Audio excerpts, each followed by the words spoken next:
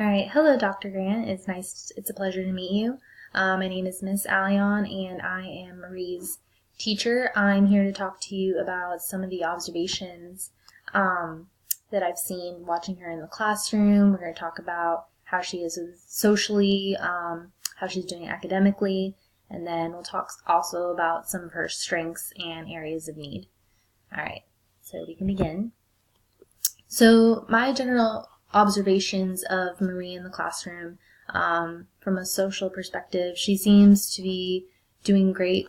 She has a few friends in class that she likes to talk to. There's one in particular, her table partner, who during any lesson or assignment, she usually turns to her and asks her questions. I know this is big because just last year when she came from Puerto Rico, she wasn't talking a lot. She had that language barrier, but she is starting to learn a lot more English, and that has helped tremendously with making friends and just being more social. So I think that's a tremendous growth there within a year. As far as her learning environment, I noticed she doesn't ask for assistance much. She struggles in learning new concepts as they're being taught. I know when problems are being modeled for her, she attempts to do it on the board at times, and then at times she'll draw. It's sometimes hard for her to stay focused, but I think that also just comes with, this is new information, I'm not really getting it, so sometimes she kind of goes away from what she should be focusing on. But she doesn't participate in class discussions, but she is attentive when I'm speaking or another teacher is speaking.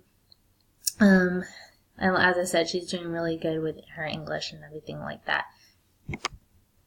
So some of my summary assessments of her strengths and areas of need. Marie is very willing to work, and she understands concepts when she applies herself. She is open when assistance is given to her, even though she doesn't ask for help. She when I come over and I'm like, hey, let me model this for you, or if you draw pictures here, or if you do this, maybe use visuals, or here use the whiteboard. She will be open to that, and she will take all the advice that I give her. She's very bright, and she grasps concepts once she starts to put in the work. And she does that very often. For her areas of need, due to her first language being Spanish, while also having her learning disability, vocabulary is one of the areas she needs most work in. As I observed and with my activities with her, I noticed that she has problems acquiring the fundamental decoding skills, and she needs additional instruction in phonics. So every time, I would ask her, here, can you read this direction for me, or can you read this on the board? She would struggle with a few of the words, which is okay. I know that just now starting to grasp the English language, that's kind of seen. And then besides this, she also has some trouble with computing math problems, which is what I focused on her for her subject area. So for the purposes of the case study, I chose to focus on math. Of course, she does have some problems with reading too, but for the purposes of this study, I wanted to see how we can focus on her math. So as I discussed with her other teachers, we talked about how she has a difficult time computing math problems, and I wanted to assess her in that area. So for pre-assessments, what I did was in class we were working on pattern sequencing, so understanding the pattern and finding what number comes next. And what I did was I had a few questions on a worksheet, and I gave that to her. She's already been explained somewhat of, what pattern sequencing is. She struggled through it, but I kept reminding her, you can draw pictures if it helps, because for her, she's very visual. She needs something to look at so that she can understand the pattern. And so out of the 4 questions, she got about 2 right, so I knew this was something I really needed to work on with her. So, summary of the lesson plan and implementation of the lesson plan.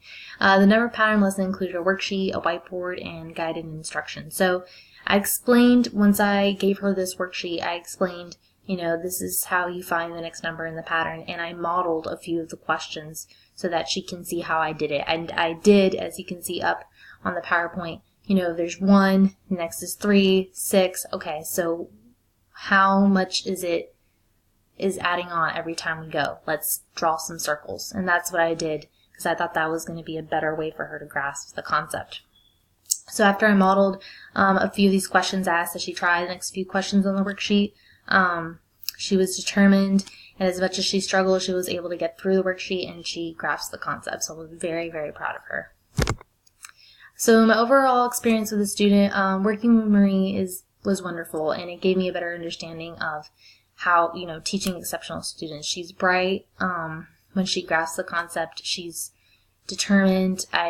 She's a very lovely student. I really liked working with her. I think with patience, work, and consistency, I know that she's going to succeed and continue on, because she has it in her, and she shows it every day that she's getting better, especially socially. Emotionally, she used to be so quiet and to herself, and now that she's talking to others, I think that's huge. And the fact that her reading is getting better, little by little, and she's starting to understand math problems, it's all coming together very well. So thank you for meeting with me, and thank you.